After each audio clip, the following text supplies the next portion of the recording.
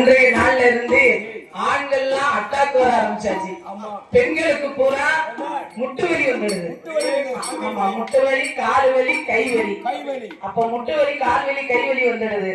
முட்டு வலி, கால் வலிக்கெல்லாம் எனக்கும் ஒரு முட்டுக்கால் ஒரு 2-3 வருஷத்துக்கு முன்னால கீழே விழுந்தது. இப்ப வலி ஆகி போச்சு. நானும் எத்தனையோ ஹாஸ்பிட்டல் எல்லாம் காட்டினேன், ஆனா கேட்கல. கடைசி ஒரு ஹாஸ்பிட்டல் போனேன். அது எங்க தெரியுமா? ராம் சுந்தர். ராம்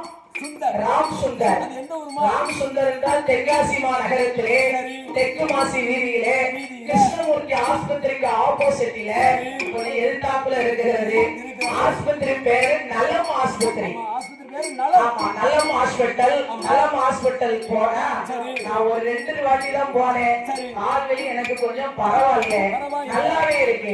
குட்டவச்சு அப்படி இருக்க முடியாது, ஆனா இப்ப குட்டவச்சு இருக்கலாம். கால்வலி கேட்டு உங்களுக்கு யாருக்கும் கால்வலி இருந்ததே, ஆனா கால்வலி, கைவலி, நரம்பு சம்பந்தப்பட்ட எந்த ஒரு வேதனைகளும் எந்த ஒரு வலி இருந்ததே, ஆனா நாம ராம் சுந்தர் நலம் ஹாஸ்பிட்டல் போகும்படி உங்களை தாழ்மையுடைய எனக்கு சரியா போச்சு. அதனால உங்களையும் விரும்பி கேட்டுக்கொள்கிறேன், நலம் ஹாஸ்பிட்டல் போங்க. அதாவது ராம் சுந்தர் அண்ணாவை பாருங்க. அந்த மனிதர் நல்ல மனிதர். நல்ல மனிதர்னு சொல்வதை விட எந்த ஆஸ்பத்திரிக்கு போனாலும் நம்ம 3000, 4000, 5000 கொடுக்கிறோம்.